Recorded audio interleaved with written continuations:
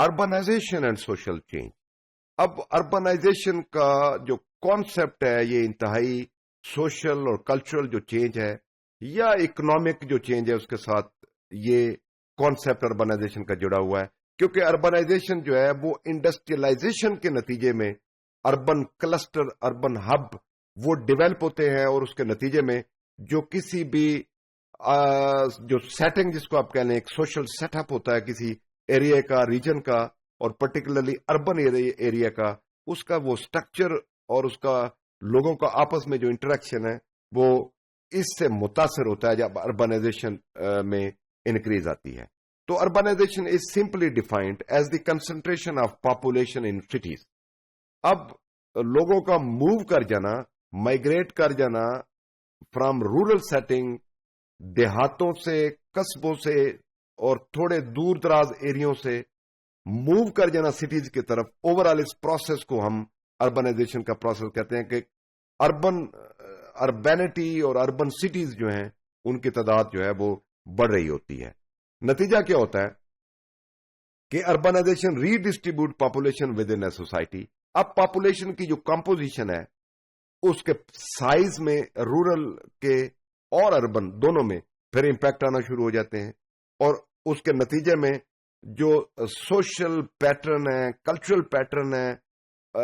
Urban life کے، اس کے اندر بے شمار کیٹاکلزمک کائنڈ آف چینجز اس میں آ کر ہونا شروع ہو جاتی ہیں. اب اگر ہم ہسٹوریکلی تھوڑا سا اس کو بریک اپ کریں کہ اربنائزیشن کا جو پروسیس شروع ہوا، تو سٹیز تو کا جو کانسیپٹ ہے یہ تو 10,000 سال پرانا کانسیپٹ ہے، یہ نیا کانسیپٹ نہیں ہے. اس وقت بھی لوگ شہروں میں رہتے تھے 10,000 سال پہلے. لیکن جب انڈسٹریلائزیشن ہوئی اور ڈیولپ ہوئے انڈسٹریل سٹیز، اس کا کٹ پوائنٹ اگر ہم کہیں تو وہ پھر وہی سٹیم انجن 1750 کے آنورڈ، یعنی 18 سینچری کے آنورڈ، اور وہ نتیجہ تھا انڈسٹریلائزیشن کا. جب انڈسٹری بڑی اور پاپولیشن نے موو کیا اور گروتھ زیادہ ہوئی اور سٹی جو ہے وہ ایک جیومیٹرک پروگریشن میں آگے موو ہوئے، تو نتیجہ یہ ہوا کہ جو اربن ایریاز ہیں ان میں اضافہ ہوتا گیا، اور جو رورل پاپولیشن ہے ایز کمپیئر ٹو اربن پھر وہ کم ہونا شروع ہوئی، لوگ مائگریٹ کرنا شروع ہوئے. ہسٹوریکلی اگر ہنٹنگ اور گیدرنگ کے کانٹیکسٹ میں ہم بات کریں تو یہ وجہ بنتی تھی اس وقت موومنٹ کی، مائگریشن کی. تو ہنٹنگ اور gathering forced people to move all the time, کیونکہ انسیسٹرز اور ہسٹوریکلی اگر جنریشن کی بات کریں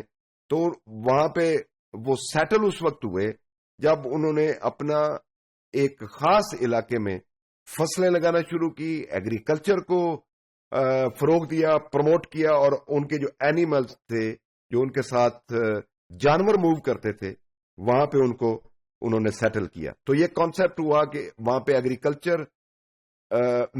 کلچرل موڈ آف اکانومی بنی. پہلے ہنٹنگ سے نکلی، گیدرنگ سے نکلی، اور یہ اب ایگریکلچر یعنی رورل سیٹلمنٹ کا جو سٹیج آیا وہ ہنٹنگ اور گیدرنگ کے بعد کا سٹیج ہے، یہاں پہ لوگوں نے کھیتی باڑی شروع کی. اس کے بعد اپنا نیچرلی خوراک کا اہتمام کیا لوگوں نے، اپنا ذخیرہ جو ہے سرپلس تھا اس کو سٹور بنے، لوگوں نے وہاں پہ شیلٹر بنائے، لوگوں نے وہاں پہ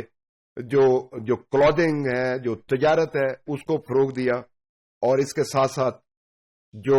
ان کی اپنی مذہبی عقائد تھے، تعلیمات تھی، جو بھی تھیں سوسائٹیز کی، ان کو پھر انہوں نے پروموٹ کیا. لیکن یہ بات طے ہے کہ اربن سٹیز میں جب لوگ شفٹ ہوتے ہیں تو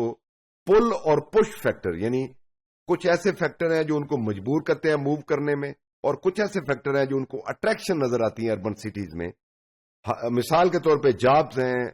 امپلائمنٹ اپرچونٹیز ہیں، لیونگ سٹینڈرڈ بہتر سمجھا جاتا ہے، سینیٹیشن کا سسٹم ہے، خاص طور پہ سکولنگ کے لیے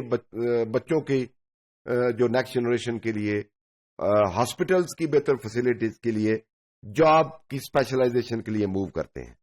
ہسٹوریکلی اگر ہم کسی سٹی کی بات کریں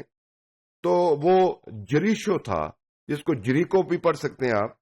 تو تو وہ سٹی تھا بنیادی طور پہ جو ڈیڈ سی کے قریب ہے. آپ مڈل ایسٹ میں ویسٹ بینک کے ساتھ، جس کو آپ پیلسٹائن کے قریب، وہ پرانا کہا جاتا ہے کہ وہ سٹی تھا جو پہلا سٹی مرز وجود میں آیا.